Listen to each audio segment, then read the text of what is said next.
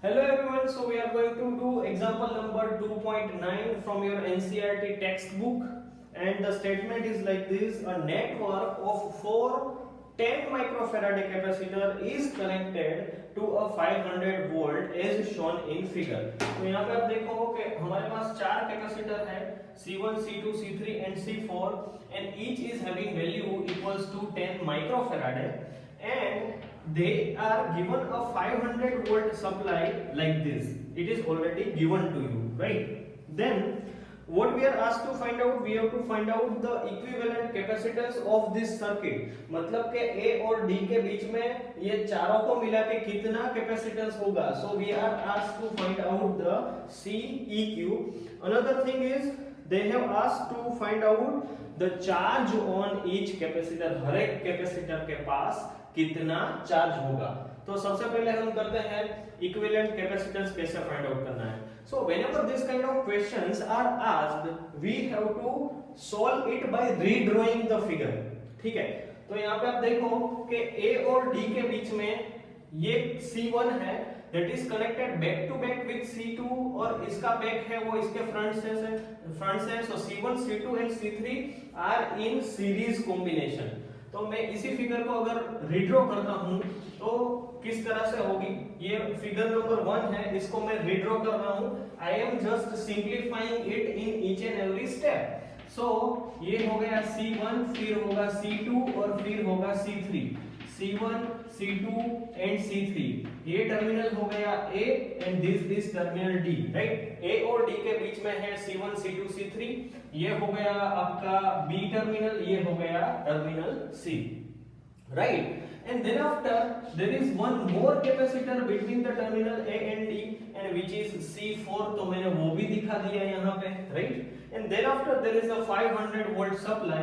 तो ये हो गया 500 volt supply, right? Okay. So same figure है लेकिन हमने redraw करके उसको थोड़ा सा easy बना दिया है, right?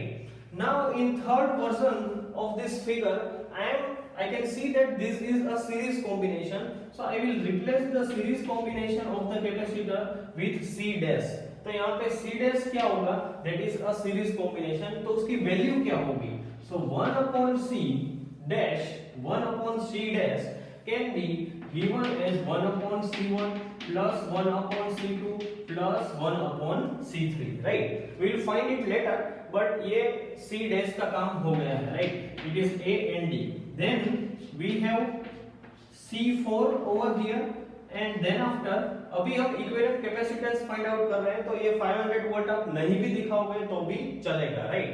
So you can see that this is C4, this is C dash and you can see that they both are in parallel combination. तो फाइनली जो इक्विवेलेंट कैपेसिटेंस है उसको अगर मैं CEQ से दिखाता हूं तो CEQ का वैल्यू क्या आएगा? CEQ का वैल्यू आएगा C dash plus C4, right. क्योंकि पैरेलल कॉम्बिनेशन में कैपेसिटेंस का टोटल होता है, सीरीज कॉम्बिनेशन में ये वाला इक्वेशन लगता है, right. Now it's time to find out the value, exact value क्या है, right. So 1 upon C dash can be given as, हर एक कैपेसिटर 10 माइक्रोफैराड का है, सबका डिनोमिनेटर सेम है. सो 1 upon 10 माइक्रोफैराड है, 1 upon 10 माइक्रोफैराड है और 1 upon 10 माइक्रोफैराड है एंड ये हो गया 3 upon 10 माइक्रोफैराड है. ये होगा 1 upon C dash. It means that C dash can be given as 10 microfarad divided by 3, right? So this is a resultant series combination, right? इसका इक्विवेलेंट हो गया. अभी हमें टोटल इक्विवेलेंट फाइंड आउट करना है. So I can put it like this. Parallel combination में आपको सिर्फ टोटल करना है. मैं यहाँ पे CEQ लिख रहा हूँ. CEQ, C dash की वैल्यू क्या है? इट इज 10 माइक्रोफैराड अपॉन 3 और C4 की वैल्यू क्या है? It is 10 microfarad, right. So it will be like 10 microfarad plus 30 microfarad divide by 3. Okay, तो ये होगा 40 microfarad by 3 which is approximately 13.3. yes, it is 13.3 microfarad है। So this is the answer, right. Ceq है, उसका answer आ रहा है आपका 13.3 microfarad है। सो it was very easy, right. Okay, now second question ये पूछा है कि हर एक कैपेसिटर के पास कितना चार्ज होगा।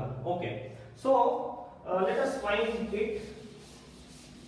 आपको याद ही होगा कि if it is a series combination of the capacitor then the charge on each capacitor remains same. मतलब कि C1 C2 और C3 सीरीज में है तो उनका जो भी आंसर आएगा वहां पे चार्ज है वो सेम रहेगा। तो सबसे पहले फाइंड आउट करते हैं C4 के लिए, राइट। चार्ज फाइंड आउट करना है तो कैसे करते हैं हम, what we know is C4 का जो C4 का इट इज 10 माइक्रोफेराड है। ओके, तो यहाँ पे सबसे पहले हम V equals to Q by C का इस्तेमाल करेंगे, right. V equals to Q by C। As we know यहाँ पे C4 के लिए कितने वोल्ट आ रहा है, 500 volt, right.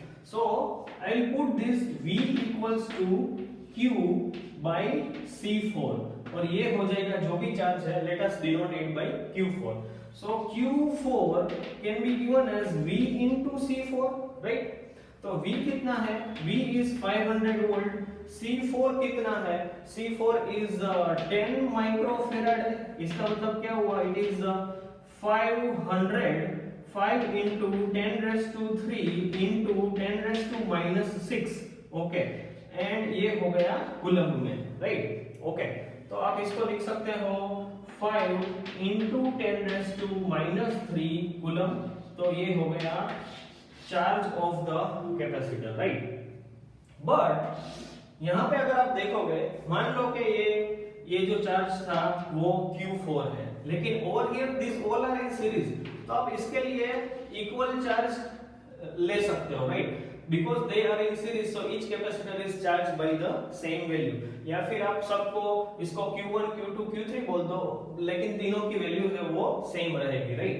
So over here I can write down the equation for it like this, Q by C1। देखो यहाँ पे अगर मैं वोल्टेज के हिसाब से कर लेता है, जो कि टोटल वोल्टेज जो 500 है, 500 में से इसमें कितना ड्रॉप होगा, V1, इसमें कितना होगा, V2, इसमें कितना होगा, V3। So V can be given as V1 plus V2 plus V3, right? Okay, now V is Q by C, तो आप लिखोगे यहाँ पे Q by C1 plus Q by C2 plus Q by C3, right?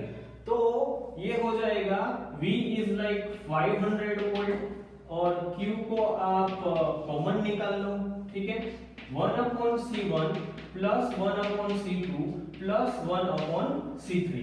Now you have to put the values, so ये होगा Q 1 upon ये सभी 10 microfarad इसके हैं, right. So answer is 3/10 microfarad है इज इक्वल्स टू 500, राइट।